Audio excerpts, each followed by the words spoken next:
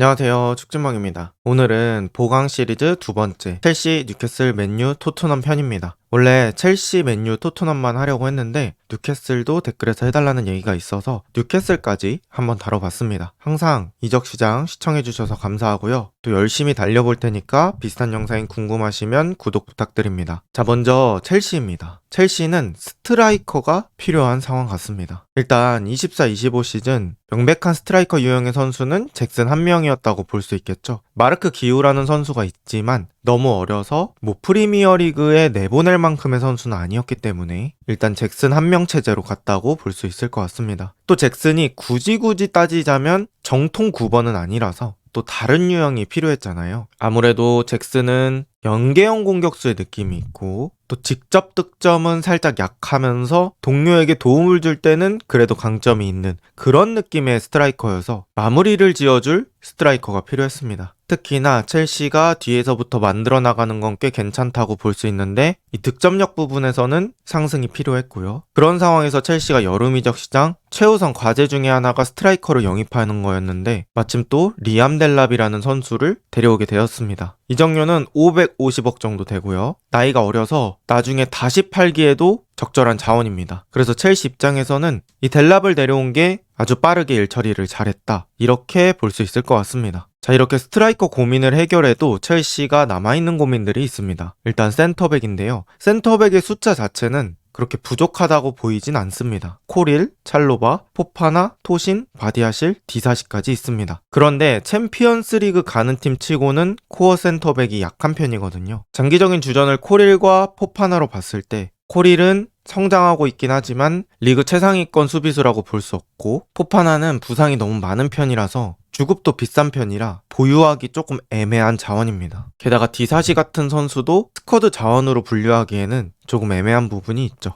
이런 첼시의 센터백 라인업으로 봤을 때는 수비 라인을 리딩해주고 게임 분위기를 잡아줄 베테랑 선수가 필요합니다. 첼시가 결국에는 지금 위치에 만족하는 게 아니라 우승을 바라보는 팀이 되려면 무조건 지금보다는 클래스 높은 수비수가 필요하고요. 그러기 위해서는 지금의 센터백들도 잘 정리하는 게 맞지 않을까 싶습니다. 그 다음 첼시의 골키퍼입니다. 사실 첼시가 골키퍼에 적은 돈을 쓴 게 결코 아니에요. 그런데 골키퍼 문제가 아직도 해결이 안 되고 있습니다. 일단 현재 골키퍼는 산체스, 요르겐센 이렇게 있고 케파는 본머스로 임대, 페트로비치는 프랑스로 임대를 갔었습니다. 그런데 이렇게 둘이 돌아오고 지금 첼시에 있는 골키퍼들까지 따졌을 때는 골키퍼의 수가 엄청 많아진단 말이죠. 여기서 주전으로 가져갈 선수 정하고 정리가 꼭 필요한 첼시의 골키퍼진인데요. 일단 최근에 나오고 있는 얘기는 AC밀란의 마이크 메냥이라는 프랑스 국가대표 골키퍼 얘기가 나오는 중입니다. 그래서 그 선수를 영입한다면 산체스나 요르겐센 이런 선수들을 정리할 수 있고요. 또 페트로비치 같은 선수도 주전을 하고 싶은지 여부에 따라서 정리할 가능성도 없진 않습니다.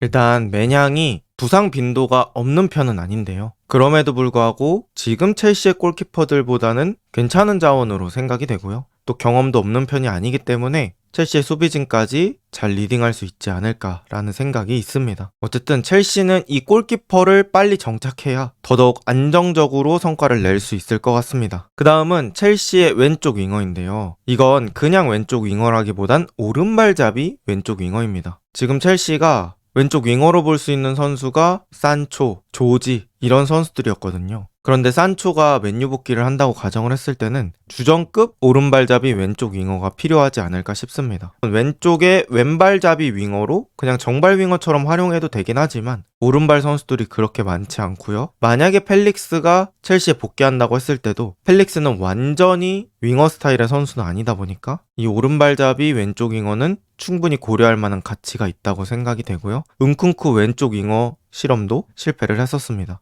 그래서 이 자리에 대해서도 충분히 고민을 해볼 것 같습니다. 그 다음은 뉴캐슬입니다. 뉴캐슬은 일단 오른쪽 윙어에 대해서 보강이 필요합니다. 현재 제이콥 머피라는 선수가 오른쪽 윙어를 전담하고 있어요. 반스, 고든 이런 선수들도 오른쪽 윙어 자리가 되긴 하지만 현재로서는 머피가 주전이라고 봐야 되겠고요. 그런데 머피의 나이가 그렇게 어리지는 않습니다. 그래서 장기적으로 주전 윙어가 필요하고 단순 뎁스상으로 봐도 한 명 더 필요한 상황입니다. 얘기가 나왔던 선수들은 브렌트포드의 은베모, 본머스의 세메뉴, 노팅엄의 엘랑가 이런 선수들에게 관심이 있다는 얘기가 있거든요. 하지만 은베모는 맨유 쪽으로 향하는 느낌이 있고 다른 선수들을 생각해 봐야겠죠. 일단 뭐 결정적으로 누구를 딱 노린다 이런 강한 링크는 없지만 뎁스의 강화를 위해선 꼭 필요하다고 생각됩니다. 그 다음은 뉴캐슬 오른쪽 센터백입니다. 지금 뉴캐슬의 현재 센터백을 말씀드리면 라셀스 31살, 덴번 33살, 셰어 33살, 보트만 25살입니다. 보트만을 제외하고는 나이대들이 다 있는 센터백이라서 지금이 보강하기에는 딱 적절한 시기고요. 사실 라셀스라는 선수는 주전으로 분류하기에는 어려울 것 같습니다. 그래서 라셀스에게 적절한 제안이 온다면 뉴캐슬은 팔지 않을까 싶고요.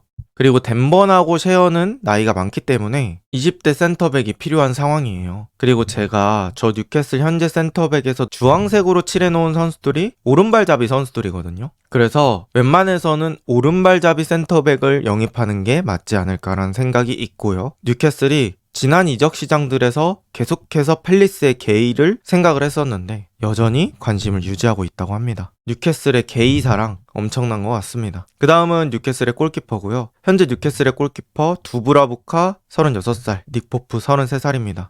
골키퍼도 많이 노쇠화가 됐고요. 여기서 장기적으로 주전을 대체할 골키퍼를 생각하고 있습니다. 일단 번리에 제임스 트래포드라는 골키퍼가 있습니다. 이 트래포드가 번리가 최소 실점으로 프리미어리그로 승격할 때 아주 큰 기여를 한 선수라고 하거든요. 이부 리그에서 엄청 잘 막았대요. 그래서 이 트래포드에게 관심을 가지고 있고요. 또 라리가 리그 베스트급 골키퍼라고 볼 수 있는 조안 가르시아라는 선수가 있는데 이 에스파뇰의 조안 가르시아를 관심에 두고 있다. 이런 얘기가 나오고 있습니다. 어쨌든 뉴캐슬 골키퍼도 이번 이적 시장 목표 중에 하나입니다. 그 다음은 맨유입니다. 맨유는 스트라이커 얘기를 안 할 수가 없겠는데요. 일단 첫 번째, 호일룬의 부족한 기량 때문이 있겠죠. 호일룬은 이번 시즌 정말 많은 기회를 부여받았지만 만족하지 못할 만한 성과를 냈고요. 지금 호일룬은 인테르 이야기도 나오고 있습니다. 그래서 자신이 좋은 모습을 보여줬던 세리에로 다시 리턴하는 것도 가능성이 빵프로는 아니다. 이런 상황이고요. 또 아모림, 그러니까 맨유의 감독은 아직까지도 요케레스에 대한 관심을 유지 중이라고 합니다. 아무래도 자신이 직전 소속팀에서 아주 잘 썼던 선수이기 때문에 데려와서도 잘 쓸 수 있다는 그런 생각이 있겠죠. 제가 생각했을 때는 지금 맨유 스트라이커 자리에는 딱 루카쿠 같은 스타일이 잘 어울릴 것 같거든요. 힘 좋고 빠르고 등딱대고 득점력 있고. 그런데 지금 시장에 나와 있는 매물로 따졌을 때는 요케레스가 가장 적격입니다. 그래서 이 요케레스에 대한 관심도 계속 가지고 있다. 그런데 맨유가 은베모 영입 추진하고 있고 쿠냐는 이미 영입했고 이런 상황에서 요케레스한테까지 돈을 쓸 수 있느냐? 이건 또 고민해 봐야 될 문제일 것 같습니다. 그리고 델랍이라는 선수가 있는데 델랍도 맨유가 관심을 가졌던 적이 있으나 델랍은 첼시로 떠나버렸습니다.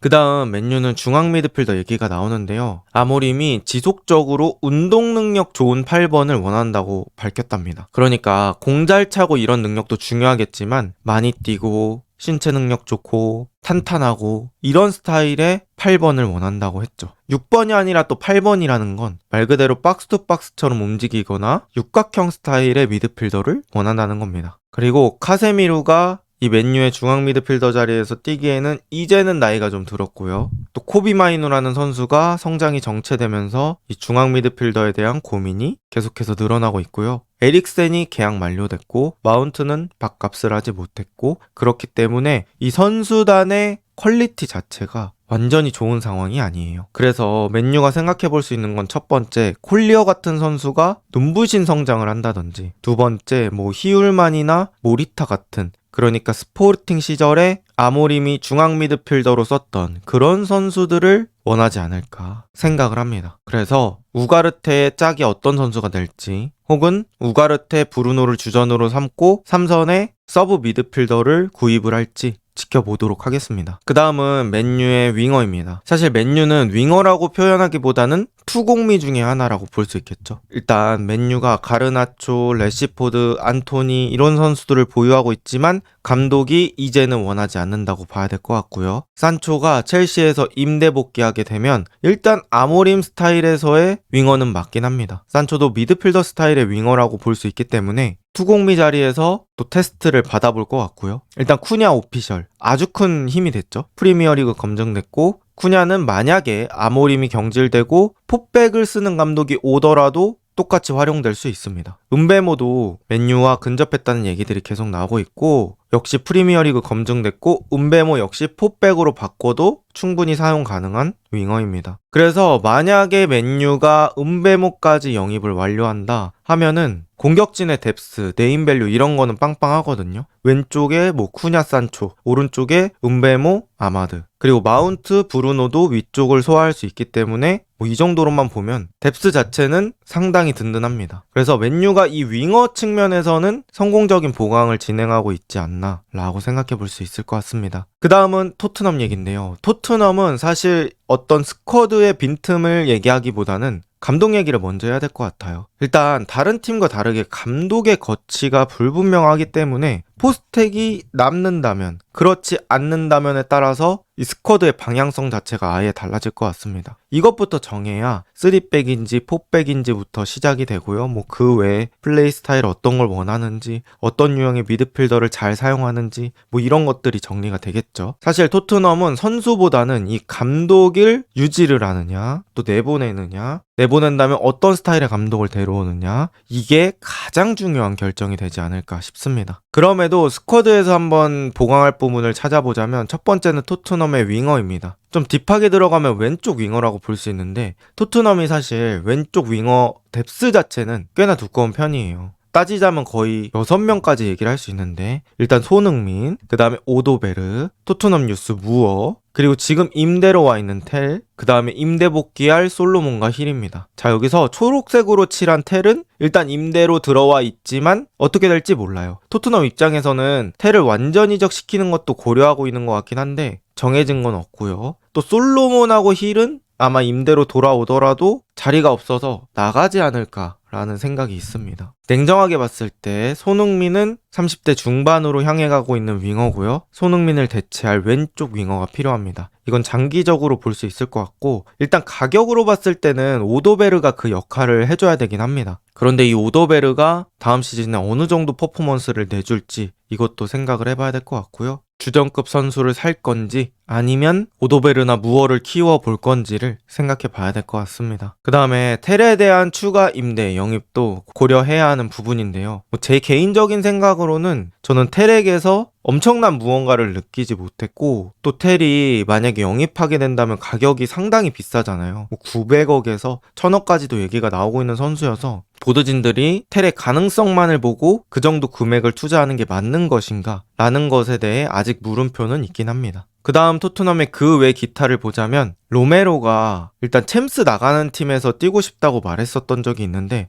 토트넘이 챔스를 나가게 됐잖아요. 그래서 로메로의 마음에도 약간의 변화가 있을 것 같고 또 포스테코글루와 연결되어 있다 뭐 이런 얘기도 나오고 있어서 로메로가 이탈하는 거에 따라서 주전 센터백을 영입할지 아니면 단소로 주전 센터백을 고정시킬지 뭐 이런 거는 생각을 해봐야 될 것 같습니다. 또 미드필더 추가 영입에 대한 얘기도 어느 정도 나오고 있는데요. 제 생각엔 베리발이 성장하지 못했을 때는 뭐 이런 얘기가 나올 수 있는데 지금 베리발이 생각보다 성장 속도가 괜찮은 편이잖아요. 그리고 사르도 유로파 결승 보면 나쁘지 않았고 그래서 이 미드필더를 추가 영입할지에 대해서는 조금 더 고민을 해보지 않을까 싶습니다. 뭐 들려오는 얘기로는 벤탄쿠르가 나갈 수도 있다. 토트넘이 코너 갤러거한테 관심이 있었다. 뭐 시즌 중에 그런 얘기들이 있었잖아요. 그래서 이 미드필더 자리는 뭐 그냥 찌라시만 나오고 있는 상황이다. 이렇게 보면 될 것 같고 일단 챔피언스리그 토트넘이 나가니까 전체적인 포지션 점검을 할 거예요. 감독의 거취 여부가 결정이 된 다음에 확실히 정해지는 게 있지 않을까 싶습니다. 이번 영상은 여기까지고요. 라리가 영상에서 또다시 만나 뵙도록 하겠습니다. 좋은 하루 보내세요.